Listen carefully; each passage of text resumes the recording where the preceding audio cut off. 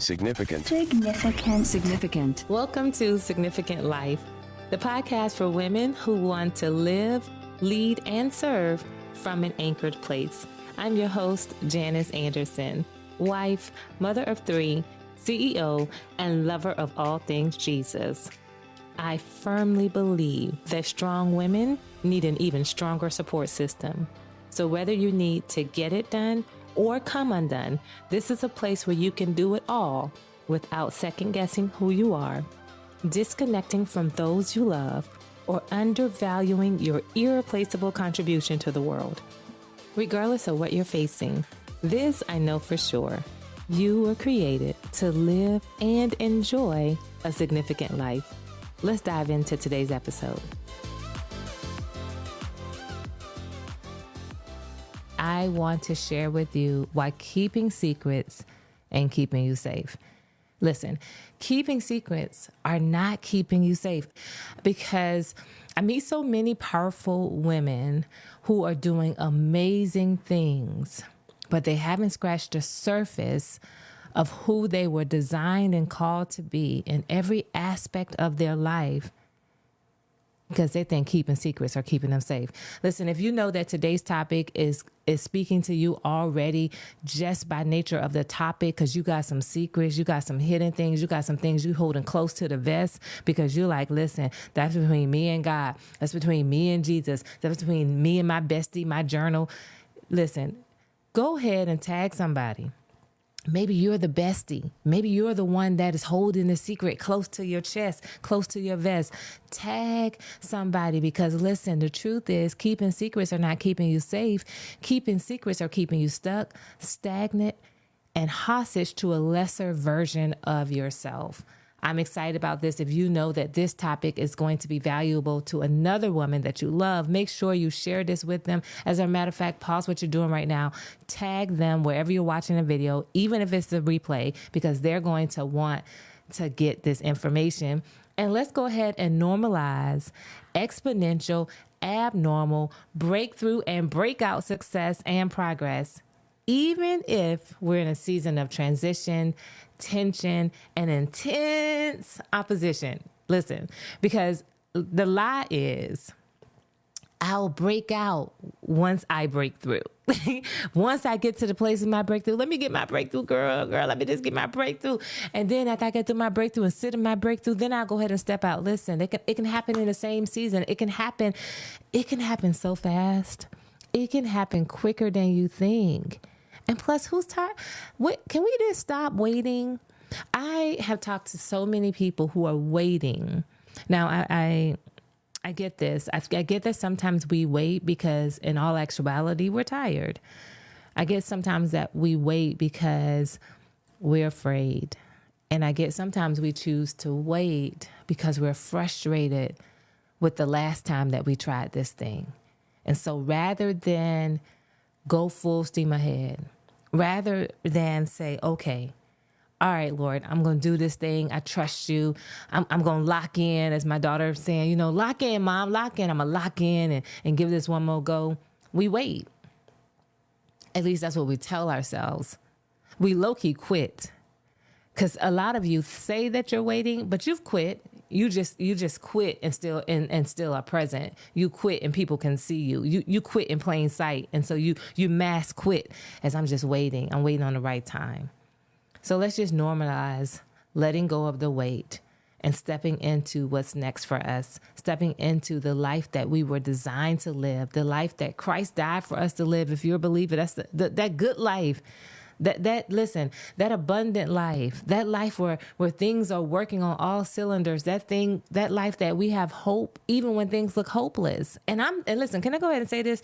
I'm coming in hard. I'm coming in with a preacher voice in right now. I wasn't even trying to do this, but I'm talking about that life that you have, that, like when David said, I would have fainted, lest I believed I see the goodness of the Lord in the land of the living. Some of us, we be so saved and be like, yes, I'm hoping against all hope that when the end come. Listen, I'm excited about eternity.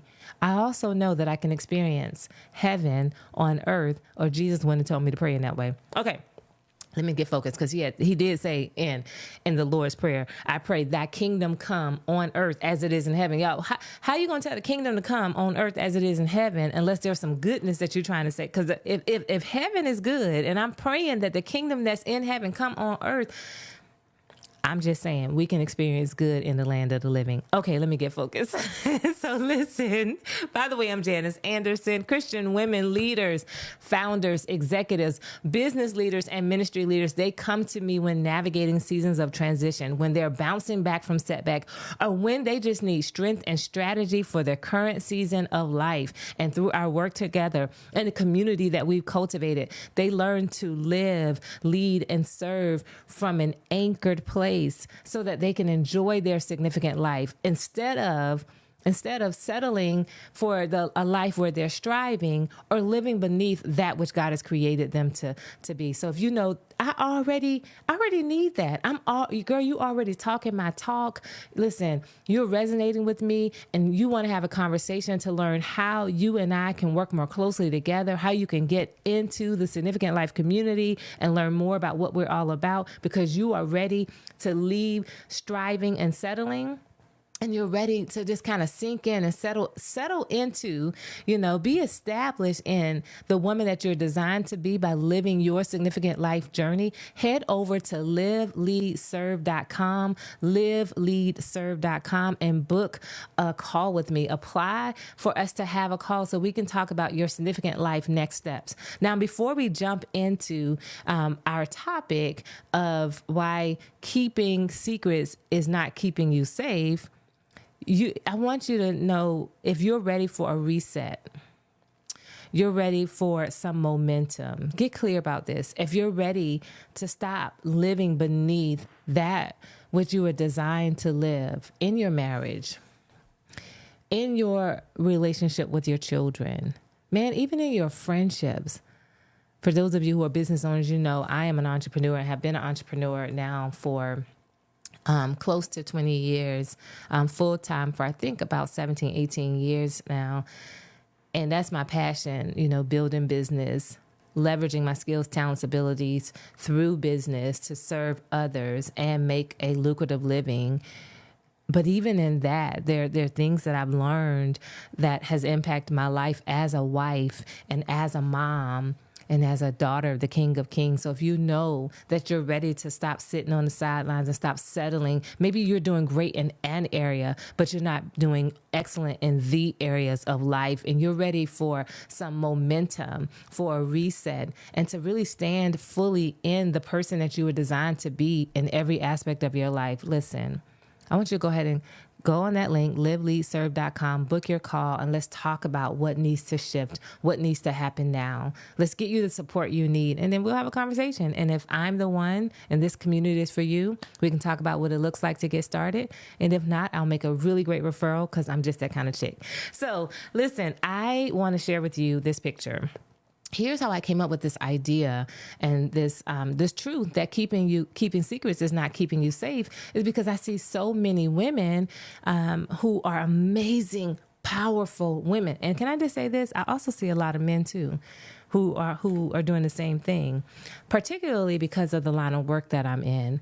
I work with very powerful people who are leading others. So almost all of my clients, I don't have a client that I can think of right now that's in our community that isn't standing up and leading others, who isn't a person of influence, who's called to make a difference, who's called to pour in, to shape, to realize the potential of someone else, another land or some institution, and then to shape that potential, to grow that potential, and to mature that potential. Those are the people that I get to serve, and it's such an honor that I get to do it. And each one of them, because of the type of work that I am in, I have seen that there is often a hint of, I don't want them to know. They can't know. Because if they knew this, that's the secret I'm talking about. Not the secret that you had killed somebody. Not that, I ain't talking about that. Not that kind of secret. I'm talking about like the secret that if they knew this about me, if they knew that I'm still wrestling with this, if they knew that I'm getting help by you, if you knew Yeah, that you think that's keeping you safe. And I've seen them often settle for a life far less than what they were designed to live, because they think keeping secrets is keeping them safe. But keeping secrets is actually holding them hostage. Keeping secrets is actually keeping them stagnant. Keeping secrets is actually causing them to settle even when they're soaring in other places. So there's a time in my life where life was lifing hard, and I still had to lead. I still chose to lead. I still chose to show up. I still chose to do the thing that I was called to do. I was serving in ministry at a much greater rate and capacity than I'm doing today. It's different than what I'm doing today, but it was great. And it was much more visible in my local church. I also was at the time an executive at a company. I was just doing my business on the side. And I had made this big commitment in front of so many people. And it was a big commitment. It was a public commitment, but it was literally killing me. And I was doing all that I knew to do to keep the smiles on my face. I was doing all that I knew to do to work the work, to undo the toxicity of what was. I was doing all that I knew to do. And let me tell you what that means when I say all that I know to do. I am a plan and action type of chick. I'm one that will study. I will pray. I believe in warring strategically in prayer. I believe in the wisdom and counts of counsel. And so I was going to therapy. I had counselors. I was reading books. I was doing the work, and nothing was shifting. I'm going to share this picture with you. I remember in this season of my life, I posted this picture on my Facebook page, and it was my most liked picture. It was the anniversary of my then marriage, which I often refer to as the fire. It was a 1-year anniversary, and here I was with my dress in our front lawn, and people were like, at the time, Facebook didn't have the heart button. It only had likes, and it was like, where's the I love this button? And I got so many comments. At that time, it was the most commented and liked picture on my page, and I was so miserable. I was so unhappy. I was literally shrinking on the inside. I remember the comment that I made that night that I posted that picture, and it went something like this: married people got to have sex because it's their anniversary. Because I was at that time in a abusive, both physical and emotional, and dysfunctional fire, and I was getting help. But I didn't want nobody to know. I didn't want people to know. I didn't want people to know. I was keeping a secret, but it was killing me. I was keeping a secret, and it wasn't keeping me safe. It was keeping me stuck, because I wouldn't let people know the truth of what I was navigating, the truth of how tough it was, the truth of, this wasn't what I signed up for. I was tolerating more than what I needed to tolerate. I was navigating this place, and I was going around this circle, all in the name of I want to be a good Christian wife, and I trust God, and the Lord hates divorce, and all in the name of religion or the spirit of religion, and I didn't even think I was that girl. I was doing what the Lord told me one time in my quiet time. I was climbing a mountain that I could have easily walked around, because I had decided that only through pain and suffering could I please him. Oftentimes, keeping secrets keep us stuck. They don't keep us safe, because we think that we're the only one going through that story. We're the only one that has that journey. We're the only one that can understand the details of what's going on. And so we let shame and guilt, and the fact that I'm a leader, and the fact that people are coming to me, and the fact that if they know that, then maybe they're not going to trust that I'm good at this. Because if they knew my secret, then they wouldn't trust me to be their advisor. If they knew my secret, then they wouldn't trust me to be their leader. If they knew my secret, then they wouldn't call on me if they knew my secret.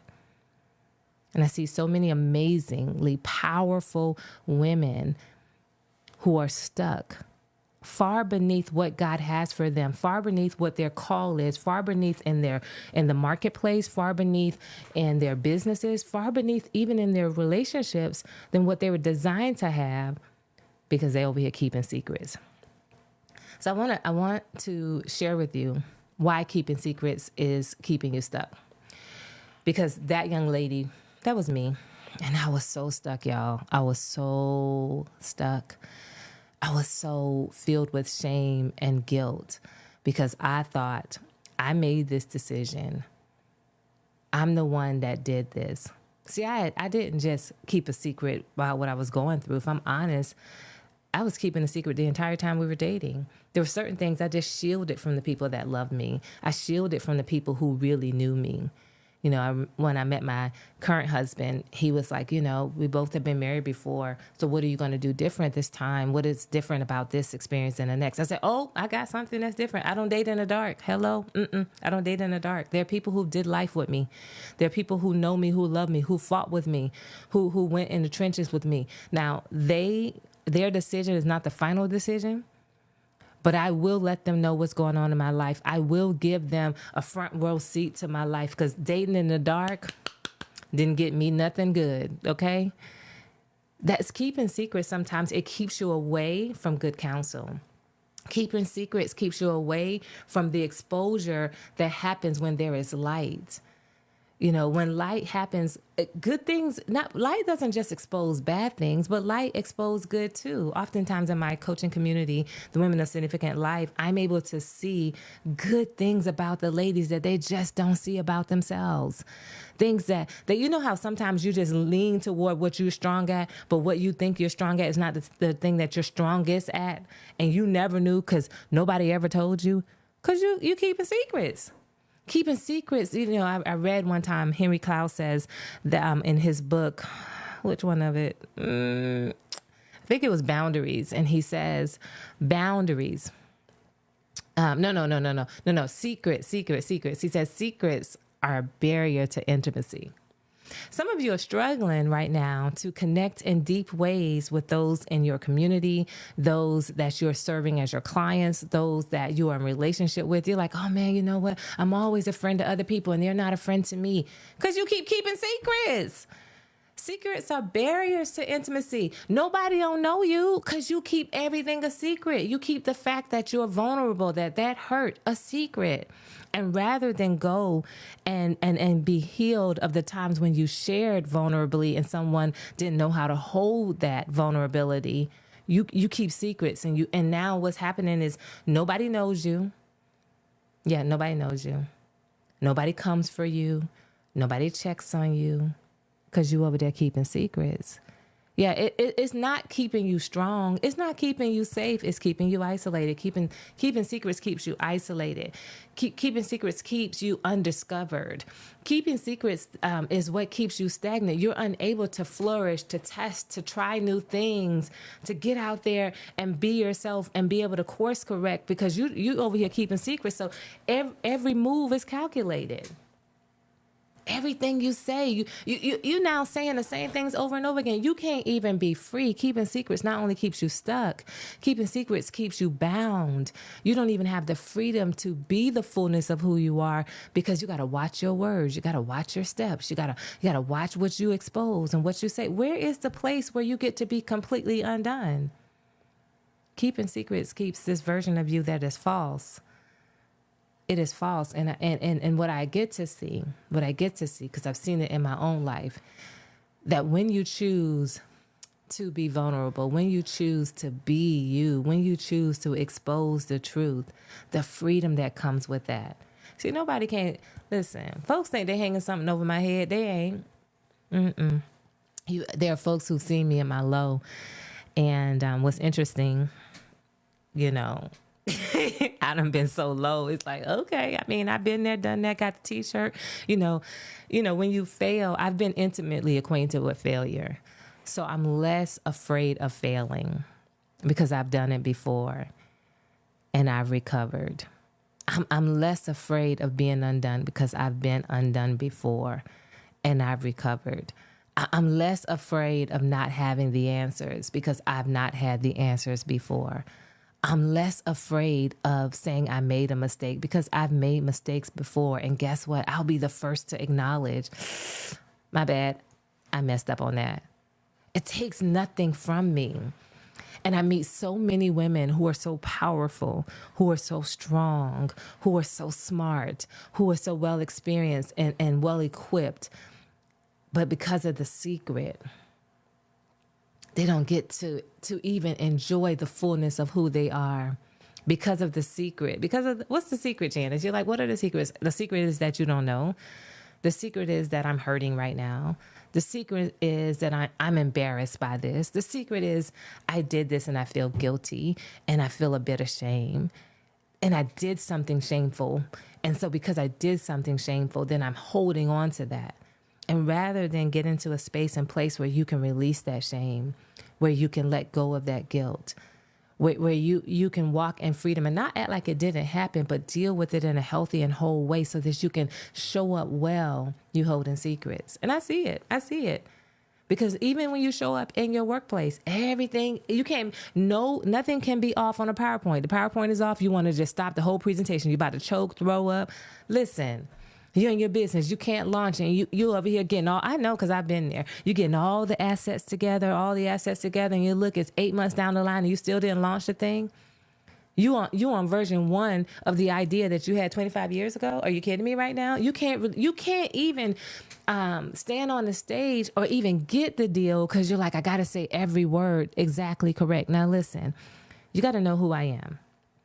I am a plan and action, studious, nerd, super nerd.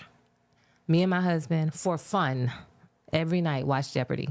I'm that chick and I love it. And I'm trying to win. So I'm not saying don't do the work, don't do your due diligence. I'm not out here saying let the whole world see your undone state and be reckless. What I am saying is none of us are perfect.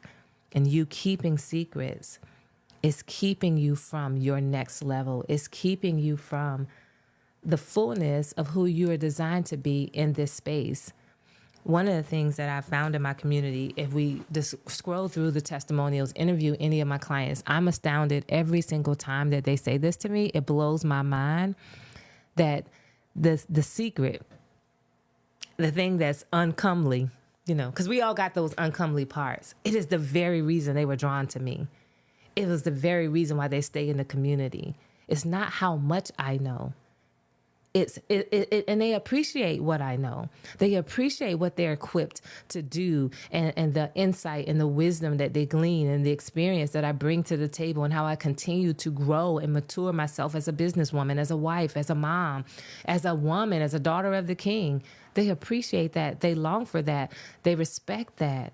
But they stay because I share my story. The scripture says it like this: let the redeemed of the Lord say, one version says say so, but then it says, the other version says, share their story. Your story is what gives way for someone to know that there is a God. He is real and he's working. It says that we are redeemed by the blood of the Lamb and the word of our testimony. You wouldn't have a testimony if nothing didn't happen. But many of us, we're so pious and pretentious. And I don't want to be insensitive to say that, but Janice, because I want to speak to the person that has gone out on a limb and spoken to someone and in spaces that were not safe. Because I too have been in places where safe people were not safe. But everybody is not unsafe. When I realize and recognize and acknowledge that some safe spaces aren't safe, it makes me, one, yes, change the spaces that I'm in. But also repent. Repent? Where'd that come from, Janice? It makes me repent for every time when I wasn't safe. For every time because of my immaturity and my insecurity and my lack of experience and exposure and my insensitivity, where I didn't have the capacity to be safe for someone who was in my sphere of influence. So yeah, I do recognize that not all safe spaces are safe. They're supposed to be, but they aren't. Not all designated safe spaces are safe, but there are some that exist. And so in this hour, for the sake of the woman that you were designed to be, for the sake of the call on your life, for the sake of you enjoying the life, the abundant life that Christ died and sacrificed for you to live. Please, let's release the secrets. Let's get into safe spaces and safe containers and around safe people that can help us to uncover those things, work through those things so that we can live, lead, and serve from an anchored place, not this shielded, made up, fake place that we got to hold all together, whether it's in our marriages, with our finances, in our businesses or our career, whatever the area you're called to move in this hour. I want to encourage you to release the secrets. Now, listen, don't be reckless and don't be foolish. Don't act like what your grandma used to say. Girl, you know better than that. Don't do that. Because like I said, not all designated safe spaces are safe. So I want you to be wise even in your selection. I want to offer you this opportunity to join me and the amazing women in the Significant Life community, because we are indeed a safe place for women like you to come undone if you need to, but to get it done the way you're designed to get it done, without striving, without settling, but with this freedom of being who you are, who you were designed to be, where you can up level in every aspect of the word up level. Not this cliche, but this maturing and growing into who you were designed to be. If you know that's what you need at this season of your life, I'd love to walk alongside you. So head over to liveleadserve.com, liveleadserve.com, book a call with me, and let's discuss whether or not I'm the mentor coach to walk alongside you, and this is the community to support you, or is there another that I can refer you to? But in the meantime, realize this. Keeping secrets isn't necessarily keeping you safe, but stuck, stagnant, and living the lesser version of who you were designed to be. And girl, you were born to live a significant life. Until next time, this has been Janice. I love y'all. Have a good one.